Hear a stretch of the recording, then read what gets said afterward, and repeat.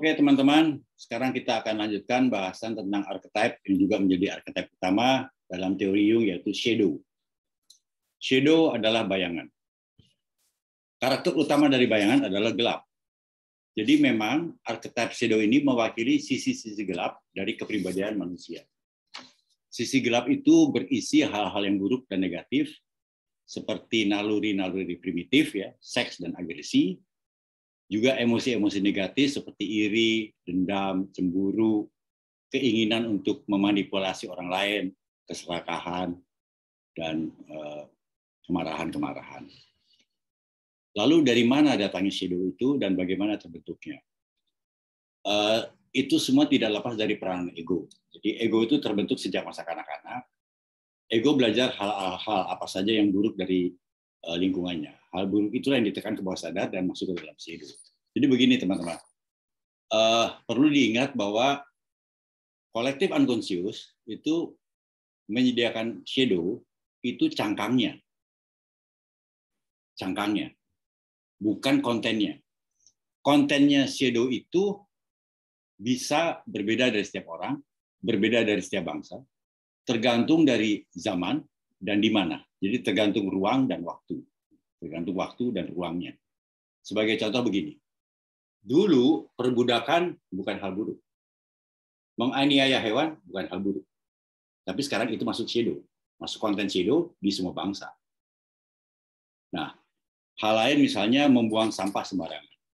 Pada hari ini barangkali membuang sampah sembarangan belum masuk shadow, tapi mudah-mudahan 5-10 tahun lagi membuang sampah sembarangan itu menjadi shadow yang harus dihukum oleh masyarakat dan juga dihukum oleh diri sendiri. Jadi menentukan hal yang buruk. Namun secara objektif juga perlu diingat bahwa karena itu tidak selamanya shadow itu berisi hal buruk secara objektif. Sebagai contoh, di dalam perang, rasa welas asih dari tentara itu shadow. Jadi tergantung dari situasinya. Namun secara umum isinya shadow itu ya tadi yang ditolak oleh peradaban dan ditolak oleh personal values kita, yaitu nafsu-nafsu primitif dan yang tadi itu yang dendam, iri dan sebagainya. Nah, shadow itu dia ada di bawah sadar, tapi dia tidak diam. Dia ingin juga aktif dan kadang-kadang dia muncul ke dalam kesadaran. Ada keinginan untuk mendorong ke arah kesadaran. Ada satu film yang mengekspresikan konsep ini ya dengan baik ya. Itu film yang cukup terkenal, judulnya Dr. Jekyll dan Mr. Hyde. Awalnya dari novel, kemudian diadopsi di layar lebar dalam berbagai versi. Namun intinya begini, Dr. Jekyll itu adalah seorang dokter, Henry Jekyll namanya, seorang dokter yang sangat reputable, punya reputasi yang baik, sangat terpuji, welas asih, ya, santun, ya. Pendek kata warga negara yang baik. Namun dia mempunyai sisi gelap yang ekstrim dalam dirinya. Dan dia sadar itu. Bahkan dia kasih namanya Mr. Hyde. Mr. Hyde ini adalah seorang serial killer, pembunuh yang sadis dan jahat. Itu ada dalam diri Dr. Jekyll. Jadi sepanjang cerita film itu menggambarkan pertarungan antara si Dr. Jekyll supaya Mr. Hyde tidak muncul, supaya dirinya tidak berubah menjadi Mr. Hyde. Dan itu terus-menerus terjadi pertarungan itu yang sebetulnya bisa kita analogikan dengan pertarungan antara ego dengan shadow. Shadow itu kan ingin keluar. Nah, ego dalam hal ini Dr. Jekyll, dia berusaha menahan si shadow Mr. Hyde itu, jangan sampai naik ke permukaan. Begitu seterusnya, itu film yang cukup baik untuk memahami konsep shadow. Kemudian shadow itu bisa muncul dalam bentuk mimpi dan khayalan-khayalan. Dia seperti archetype lain kan tidak bisa dilihat langsung. Shadow itu bisa muncul dalam bentuk mimpi-mimpi atau bayangan-bayangan yang seram-seram, ya, monster, raksasa, harimau, naga. Yaitu perlu bantuan terapi untuk menafsirkan apa yang dimaksud dengan gambar-gambar itu, sehingga kita tahu shadow kita apa. Nah, ada satu hal, kan begini, shadow itu kan hal yang buruk, ya. Ada pada diri kita. Dan secara naluriah, kita kan nggak kepengen mengakui itu. Kita sulit untuk mengakui hal-hal yang buruk dari diri kita, itu manusiawi ya. Nah, itu kita punya satu mekanisme yang namanya proyeksi. kadang kita tanpa disadari suka memproyeksikan shadow kita kepada orang lain. Jadi proyeksi itu begini, kayak proyektor film. Kan gambarnya ada di dalam mesin, tapi kan dilemparkan kepada layar. Sehingga seolah-olah adanya di layar, bukan di mesin itu. Itu adalah proyeksi ya.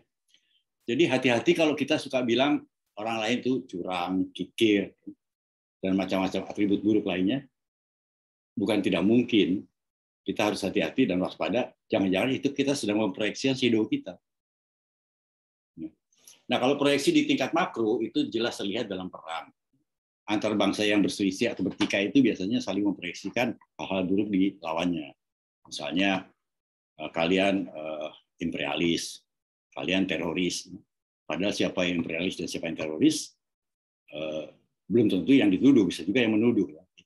Itu di tingkat makro. Banyak sekali ilustrasi soal itu di perang-perang dunia lah. Lalu buat tambahan bayangan itu ada cerita tentang King David reaction. Ada legenda bernama reaksi Raja David. Jadi gini, ini untuk menambah memperkuat pemahaman kita tentang proyeksi. Raja David adalah seorang raja yang suka membunuh orang lain yang memiliki kemiripan dengan dirinya. Baik postur tubuhnya sama, dia bunuh. Wajahnya sama, dia bunuh. Even suaranya sama, dia bunuh. Sifatnya sama, apalagi dia bunuh. Jadi King David itu membenci sifat-sifat buruk di luar, di orang lain, yang sebetulnya adalah sifat-sifat dia sendiri. Ketika dia lihat itu ada di orang lain, dia bunuh. Sebetulnya proyeksi dirinya. Itu adalah salah satu contoh dari proyeksi juga. Jadi Jung mengenal baik tentang proyeksi dan dia mengatakan dalam bahasa Inggris ya,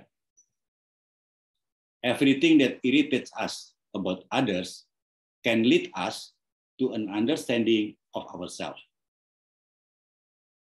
Jadi hal-hal yang mengganggu kita yang adanya pada orang lain bisa jadi merupakan cara untuk memahami siapa diri kita sebenarnya. Itu kata Jung. Jadi shadow ini apa perannya? Dia penting sekali dalam terapi Jung. Ya. Karena untuk menjadi true self dalam terapi Jung, menjadi diri yang sejati dan sehat mental itu, orang justru harus mengenali shadow-nya. Harus mengetahui shadow-nya. Karena kalau dia tidak tahu shadow-nya, bagaimana dia bisa mengendalikan? Nah, terapis tugasnya adalah membimbing si klien dan pasien itu agar bisa mengenal shadow-shadow-nya, menerimanya, dan menjaga serta mengendalikannya.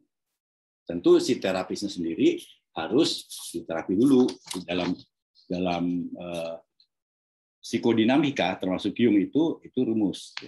Jadi, Jung sendiri mengatakan bahwa knowing your own darkness is the best method for dealing with the darkness of other people. Jadi untuk bisa membantu orang menemukan sisi gelapnya, kita harus selesai dulu dengan diri kita.